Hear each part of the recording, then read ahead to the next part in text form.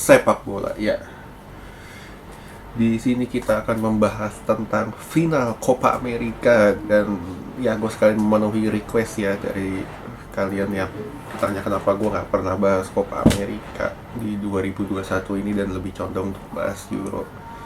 Ya karena sebenarnya untuk pertandingan Copa America ya, kalau misalkan gue tonton dari match pertama hingga terakhir, ya mainnya ya gitu-gitu aja, sirkulasi bolanya lambat dan permainannya nggak begitu atraktif, dan ibaratnya nggak seimbang antara contoh tim satu dengan tim lainnya. Jadi itu alasan mengapa gue nggak menonton Copa America, karena levelnya ketimbang Euro jauh banget. Oke, cuman karena ini final final dan kebetulan waktunya pas, jadi ya gue tonton aja. Untuk finalnya antara Argentina ketemu Brasil, dan ya seperti kita tahu skornya Argentina menang 1-0 dengan gol dicetak Di Maria, sekaligus menjadi gelar perdana bagi Messi sebagai pemain timnas Argentina. Dan ini memang sudah sangat didam-diamkan sejak lama oleh Messi.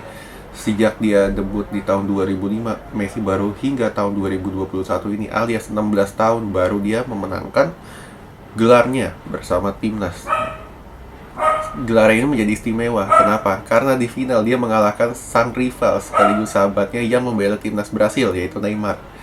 Dan di sini menunjukkan bahwa sebetulnya kedua pemain ini masih sangat akrab, sehingga selepas laga pun mereka tetap berbicara bersama, walaupun di dalam hati Neymar ini sedih karena dia kalah. Nah, kita bahas aja dari pertandingannya.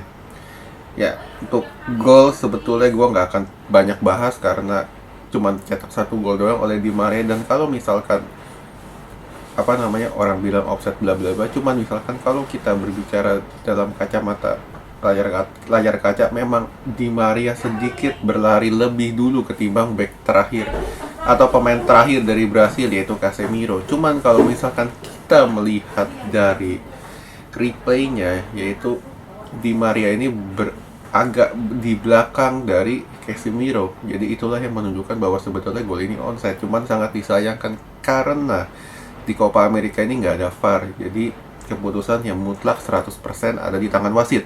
Nah, inilah yang menjadi pergunjingan apakah itu offside atau enggak. Cuman ya kita nggak harus ambil pusing itu offside atau enggak, karena cuma 1 gol kok.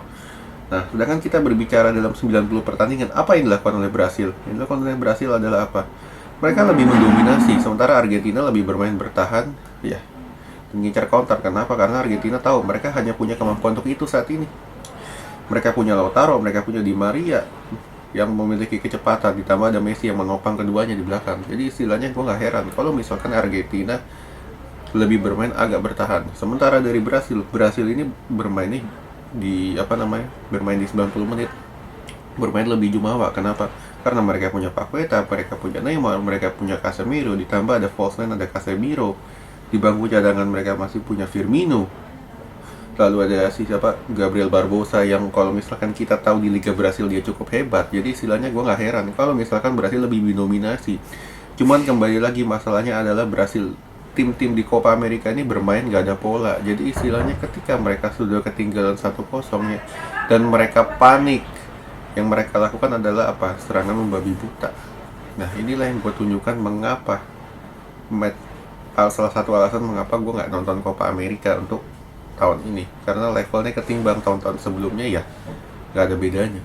Oke, sekian dulu.